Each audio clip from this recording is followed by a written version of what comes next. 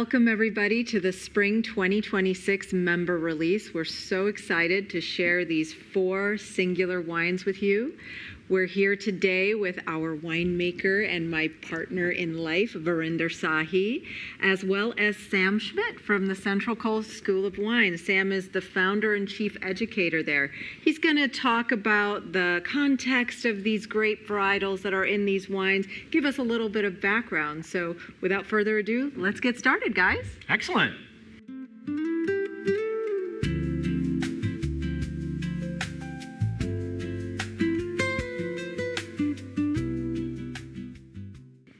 So our first wine is your Amrit Chardonnay, and Chardonnay has a really interesting history.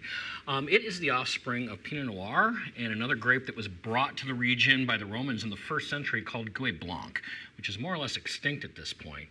And being so well known in Burgundy, there's a lot of different approaches you can take to this wine grape. It's kind of what we call a winemaker's grape. It's a neutral grape. A lot of people say it's a red wine drinker's white wine because we make Chardonnay and a lot of the same techniques we use for red wine.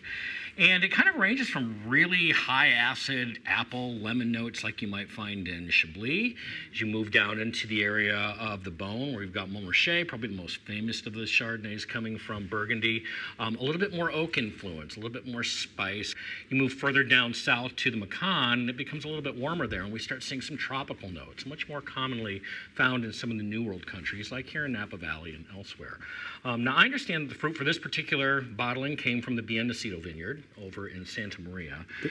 Santa Maria is kind of wide open to the Pacific Ocean, and the hillside of Biendicido basically is getting slammed with that cold wind pretty much all season long. So tell me a little bit about this particular vintage and your point of view on how you put together the Chardonnay. Absolutely, absolutely. First of all, Chardonnay is was one of the first grapes we discovered together. We went to Burgundy when we just met, I think in 2015, and absolutely found out that Anita loves both Chablis as well as Burgundian whites. So this vintage 2023 was very interesting. It was cold and long hang time. Usually we pick from Biendicido in the first week of September, but in 2023 we picked October 13th. Oh, wow, that's like 6 weeks of extra hang time. Exactly. So, and even at that time, we just picked it because, it was not going to get any more ripened. Because of the hang time and the long, cold vintage we had, it was really lot of fun to make this wine. We went through 100% malolactic fermentation, a lot of oak, 67%, but it's not an oaky wine. I was going to say, at 67%, you might expect it to kind of hit you over the head with the oak, but it's really beautifully integrated in this wine. It's really more of an accent than it is the forefront player. Absolutely, I agree. So this wine, to me, it has sort of 1 foot in Old World, 1 foot in California. It is a Californian Chardonnay, but it still has, the oak is very much integrated, and to me, it's a very balanced wine. Yeah, it's got nice acidity. I think this would be a terrific food wine. And looking at this wine from the point of view of how it fits into your culinary program. Yeah, well, Varinder's not incorrect. I love white Burgundian wines. Yeah. So Chardonnay from the Old World is really a favorite of mine. But this wine, and particularly with the 2023 vintage, isn't so simplistic when you're pairing. You can't use all the same rules that you might for a white Burgundy. Right. Because, as Varinder mentioned, it has 1 foot in the Old World, 1 foot in the New World. We are matching with a couple of things. So the sort of bright saline minerality that you might find in the Old World is also coming together with some mid-palate weight, and you have a little bit of this like subtle creaminess, all of the qualities that are derived from the oak. So a pairing for this wine, I always go to seafood, but not just any seafood. Right. So you might pair this with a seared sea scallop. Oh, yeah. And with that sea scallop, you might have a brown butter. So now you're playing off of both sides of the wine because you have this, the scallop, which is just natural sweetness that comes from it. If you sear it, you do have a little bit more depth with that. And then you also have the brown butter playing off of the toastiness and the nuttiness in the oak. if, let's say, we wanted to do a veggie pairing with this one, you might do roasted vegetables and then use more of a beurre blanc sauce, or you could still use the brown butter depending on which vegetables that you use. Right. There's kind of a butterscotch note in this wine that I think that brown butter would really harmonize with that and really bring out the characteristics of that nuttiness that comes from that, and then really set off the scallops and the sweetness you get from that as well. Absolutely. If you want to go super luxurious, you could do shellfish, you could do lobster, Lobster. Oh, yeah. I love that. crab. Yeah. Just a match made in heaven When's with this dinner? wine. Yeah. I think lobster with the butter and oh my God. And everybody who knows me knows Right. that I'm a cheeseaholic. So as much as I love wine, I love cheese. So I always think about what cheese might I put on the board that would match with this wine. And for this one, I've identified a couple. Brillat Savarin, Oh, which yeah. is like That triple crown, yeah. It's like super rich, and everybody knows that cream plus acidity equals yum. Right. So that is one cheese that I might go with, or you could go also with a Comté or a Cave Aged Gruyere, something with just a little bit of alpine smoothness and Right. richness will Nuttiness. match really well with this. Terrific. Well, I hope the club members enjoy this wine as much as we do, and I'm looking forward to enjoying more of this over the coming months, and enjoy. Thank Cheers. you. You're welcome.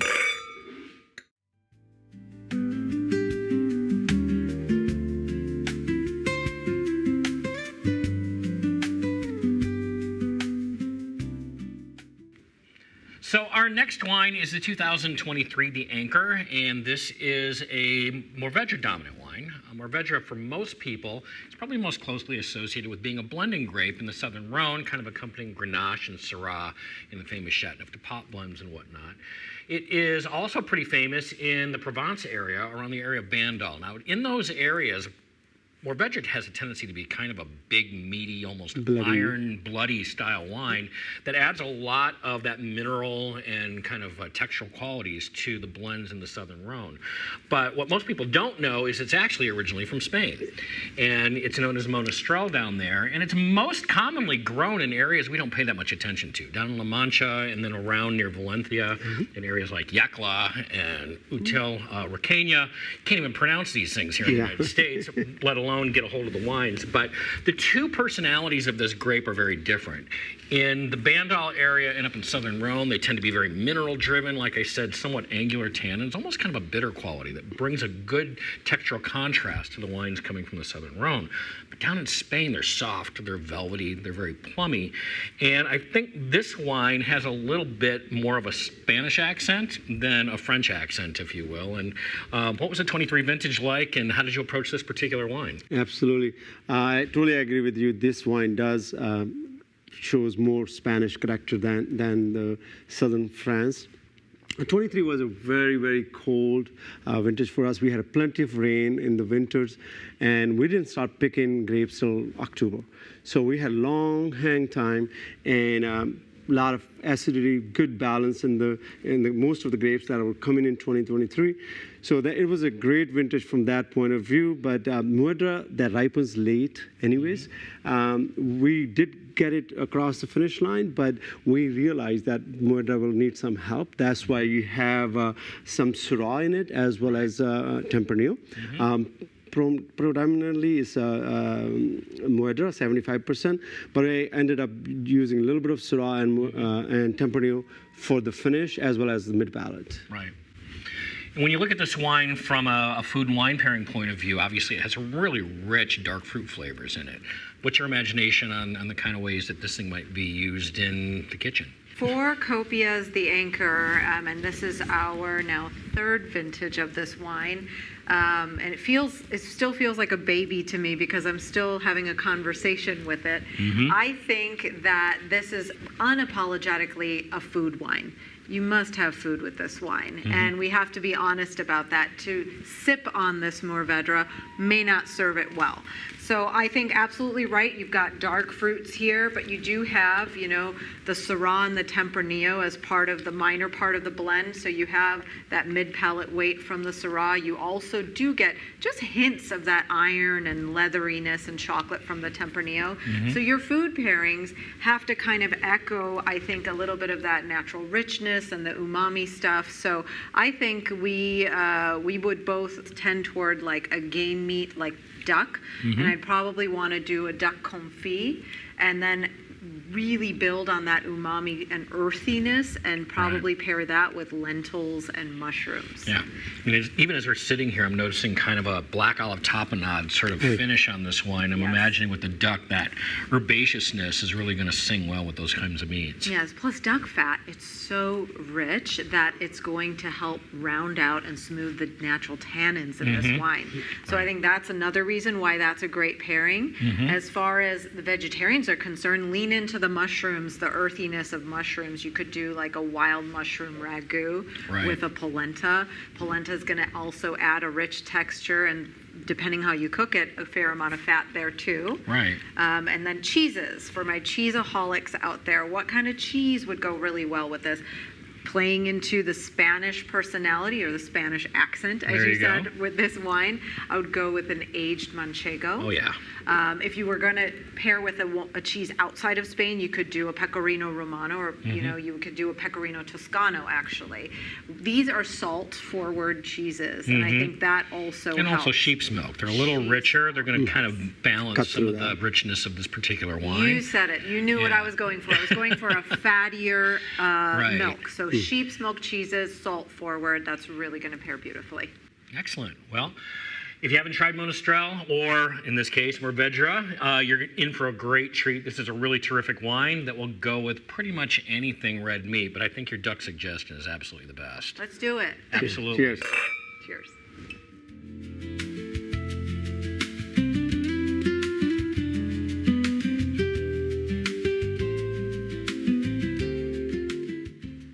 All right, now we're going to be talking about the 2022 Matador. This is a Tempranillo-based wine, and Tempranillo, kind of like a lot of wine grapes, has sort of a storied, at least background or legend behind it. Legend has it that Tempranillo is actually a feral version of Pinot Noir that was brought down by Benedictine monks doing the El Camino de Compostela back in the Middle Ages, and they left offerings of the Pinot Noir vines with monasteries in Rioja as part of their gifts. And that's a great story because there's a lot of commonalities between Pinot Noir and Tempranillo. It has thin skins, it's an early ripening variety, just like Pinot Noir. In fact, that's where the name Tempranillo comes from, the Spanish word temprano, which means early. And it'd be great if that story was true, because it's a beautiful romantic story, but the truth of the matter is it is a Spanish grape through and through. Interesting, it does have a white grape variety as one of its parents. So its parents are Albio Mayor, which is a white wine grape that actually comes from a little bit further west in Spain, in the area of Castilla y León. Most well known for wine grapes like Mencía and things like that, but the white wines made from Albio Mayor there are terrific. And then a wine grape that's hardly grown at all anymore, in fact it's effectively extinct, known as Benedictine, or Benedicto, excuse me. And those two grapes got together sometime back in the early part of the 1300s, and Tempranillo was born. It has now become sort of the anchor grape of Rioja, one of my favorite regions internationally. And this particular wine, kind of like your Mourvedre, has a little bit of a Spanish accent to it as well. But I think it's a really great New World example of Tempranillo showing off the qualities that it's really well known for in Spain. So tell me a little bit more about this one. I understand that the Tempranillo is basically sourced for this particular vintage, and you've got some Tempranillo growing for future vintages. Exactly. So 2020, we started the Tempranillo project, Matador, in 2021. And 2021 and 2022, we sourced grapes from Templeton Gap from our good friend Brian Farrell at Calesta. Nice. And this, as you said, Tempranillo comes early. So this was August 25th before we had the heat wave. So mostly Tempranillo, 80%. And Tempranillo has a lot of color, a lot of tannins, and you have to, as a winemaker, has have to be very, very careful, very attentive in the cellar so that you don't over extract. And so that's what we did. And we ended up blending a little bit of Mourvedre in this and Syrah for the mid palate. And this was aged 30 months in almost 50% new oak. That's probably where the Spanish accent's coming from, because they age them for a long time in oak in Rioja. Exactly. And for me, my sort of inspiration is more Ribera del Duero sort of Tempranos. And that they also blend other things in Tempranillo. And we ended up having Mourvedre and Syrah. And I think it is big wine. There's no doubt about it, but it's totally balanced, and that's what we were striving for. Absolutely. It's a wonderful wine. And looking at this wine from the point of view of how it fits into your culinary program. Well, this wine, again, similar to our Anchor Mourvedre, is another food-friendly wine. In fact, it's if ever there was a food-friendly wine, Tempranillo would be it. It's got nice high acidity. It's got tannins. Yeah. It's got rich flavor. It's firing on all cylinders. And we are, as Varinder mentioned, heavily influenced by Spanish Tempranillo. And our travels have only gone further to inspire us when it comes to the culinary tradition of what you might pair with this wine. So the easy answer here, and it's a great answer, is pair this with Spanish tapas. Oh, yeah. You know, what grows together goes together. Yeah. You could do any number of those like unctuous, rich Spanish tapa that could go with this wine, and it would work perfectly fine. But I wanted to go further and see what a good reference would be for our members. What could they really strive to have like a luxurious meal with this wine? So I went with a savory red wine braised short rib. Oh, Wow. yeah. You could use short rib, you could use beef cheeks, you could use oxtail. All of these are just super rich, unctuous. They play into the umami aspect of this. And you also have Syrah in this blend that adds, pepper and smokiness. So I think this pairing is beautiful for all three varietals that are in this blend. And then if we wanted a vegetarian alternative, you could go back to Spanish cuisine and do a vegetarian paella. Use a rich veggie broth or a mushroom stock to make that paella. And the meat version of this with rabbit or chicken thighs and chorizo would also go well. As far as cheeses go, I would go with a 60-month aged cheese, an aged Gouda, either maybe a Beemster or Articas. The crystalline texture in these cheeses and also the toasty, nutty caramel qualities of these cheeses play together with this wine. Yeah, I think that the acidity in this wine, those crystalline qualities from those aged cheeses, along with kind of the aged notes that you get in this wine, really complement one another and bring the best out of both. Absolutely. So again, Tempranillo from right here in Paso Robles, it's an absolutely terrific example of old world meets new world, and I think it's one that you're absolutely going to enjoy. Cheers. Cheers. Cheers.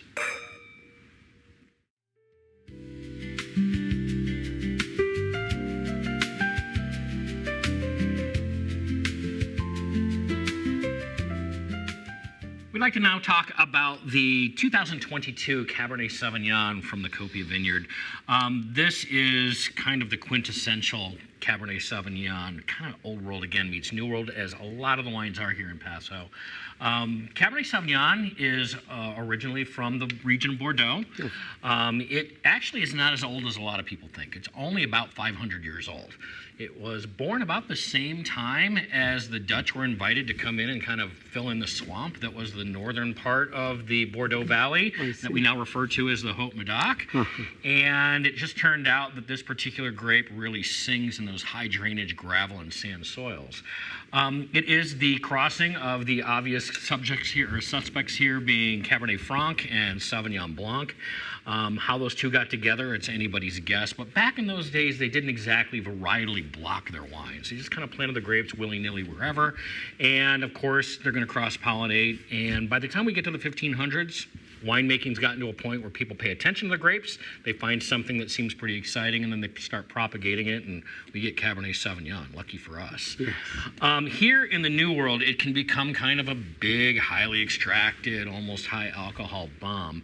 But this particular wine, I think, is showing some amazing restraint while still being full-bodied and really rich in flavor. It's just not hugely alcoholic, at least not the impression. So as you approach Cabernet Sauvignon here, what are you using as your frame of reference or point of view? And what was the 22 vintage like to work with? Absolutely. First of all, 2022 vintage, when it comes to Cabernet Sauvignon, was very difficult. We had right around Labor Day weekend, we had this heat dome that came in, and it was 100 degrees for almost 10 days. So most of the winemakers in Paso Robles, we had to make tough decisions to pick stuff that was ready before it was lost to heat. So Cabernet and Syrah was one of those two varietals that we had to pick early. We were lucky the Petit Verdot that is in this blend as well, that was able to endure the heat wave and was picked late in October. As far as my inspiration, I've been always a cab lover, especially being either from Napa's iconic cabs or Bordeaux's.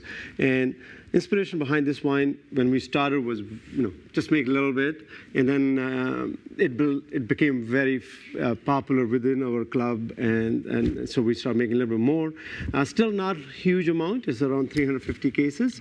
It is a blend of mostly Cabernet Sauvignon. It has some Petit Verdot and a little bit of Cab Franc in it, and decent amount of oak, almost 70-75%. And the idea is to create a balanced wine, which is not oaky, but oak is very well integrated. We also keep this wine 1 year after we bottle it. Okay. So by the time we want to release it, we want to make sure it's totally drinkable. Yeah, the oak in this is beautifully integrated. It's coming off with more of a vanilla note that kind of just caresses the back of the neck of the grape varieties that are in it. And if Cabernet was challenged in 2022, bring me more of that, because it worked out pretty well. I can see a dozen things I could do with this wine in the kitchen, but how would you basically pair this one up for the dinner table? Well, I think what's key to note with this Cabernet Sauvignon, and bravo to you, Varinder, in a warmer year, is that while it does have that ripe, bold black fruit, it also has fresh acidity, which is indicative of our microclimate, our soils and our elevation, limestone in particular, and it does also display that oak-driven structure, the little bit of cedar, tobacco, sometimes cocoa notes. So honestly, with this wine, I had to go with a classic pairing. Yeah. I just love a grilled ribeye or bone-in New York strip steak with this one. Yeah. And there's multiple reasons why it has to be grilled, char grilled, because I think that the char of these steaks and chops really does echo the oak and spice that you can find. And those bitter notes really complement the fruits in these wines. Absolutely. Beef always tends to go well with blackberry and cassis flavors. That's like one of those, gotta pair it with that all the time because it's just so good. Of course, the fat in these cuts of beef are also going to play with the tannins in the wine. It's a power wine with balance, so we don't want to go too far down the route and do something too rich, but a grilled charred steak is beautiful with this. For a vegetarian option, I'd definitely encourage people to lean toward a rich dish like a lentil that's cooked in a sort of a broth with some depth, a really good homemade veggie stock or broth. And then you could pair that with herbs, with rice. It's really, really good with this style of wine. And in terms of the cheese pairing for this, I like aged cheddar, coastal cheddar, or an aged cheddar, again with those crystalline texture to go well with a Cabernet. No, absolutely. It is a wine lover's wine. Cabernet is a renowned favorite pretty much with all wine enthusiasts, and this one is an absolutely exceptional example, and I'm thrilled to have a glass with you. Cheers. Cheers. Thank you.